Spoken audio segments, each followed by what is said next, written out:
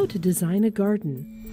There's no better salve to the stressed eyes or the weary soul as a calming garden. Once in a while, everyone needs to stop and smell the roses literally and pause from a busy day. Even better is if you can have your own garden to serve as your respite from the exhausting daily grind of work, or even what can sometimes be a demanding family life. So the first step to having that aesthetically calming respite is knowing how to design a garden. A garden is basically a collection of plants, of either the flowering or non-flowering type, or a combination of both, arranged in a way that they complement and balance out each other. There are a couple of easy steps a beginner gardener can follow in designing a garden. 1. Know your purpose. The first thing a starting out gardener should ask himself is, what do I want a garden for? A garden can be started for a lot of reasons, to simply serve as a calming nook, or to serve something more functional, such as a source for food or spices. So think and decide about what kind of garden you want. Do you want a flower garden, a vegetable garden, or even an herbal garden? Knowing the kind of garden you want will determine the kind of plants that will be in it. 2. Consider the climate. Now, plants are heavily dependent on climate. Some plants can only grow and thrive on specific types of climates.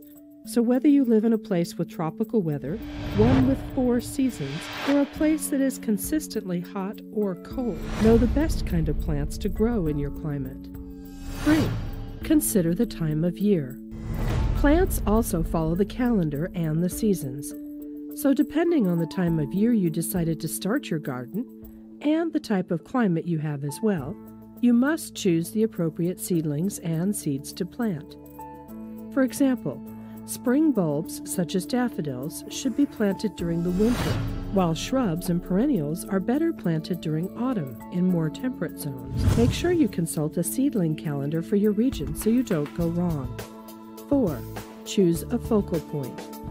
Now, assuming you have decided the kind of garden you want and have the plants you want in your garden listed down, the next thing you need to do is plan out how your garden is going to look. Much like any creative composition, your garden needs a focal point. The center, which will visually hold all the other plants and elements in your garden together, should be that focal point. Your focal point can be a plant or something else, like a fountain, a pond. The element of water is a very good addition to a garden. A bench or a swing. It can be something grander, like a pergola, a shaded pathway which can have a sitting area, or even a grotto. Whatever your focal point may be, design the rest of your garden around it. 5. Balance the elements. Visually, your focal point should be the heaviest, so make sure your other plants do not draw attention away from it. Otherwise, your garden will not look like it is in harmony. A good plant to fill the background is one with heavy foliage, such as hostas, which are considered to be a garden staple. They come in green, blue, and yellow varieties, and what's more, they are perennials, which means they can live for up to 3 years, unlike annuals, which can live to about a year. 6. Sustain it with TLC. How your garden will look and how long it will last is entirely up to you. And when it comes to beauty, well, that old adage is always true. It is always up to the beholder.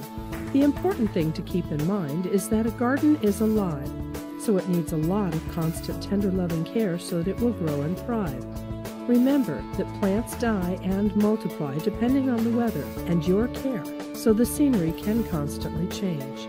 Therefore, it is a good thing to remember that part of knowing how to design a garden is understanding that a garden is always a work in progress, and that a garden can actually never have one final look.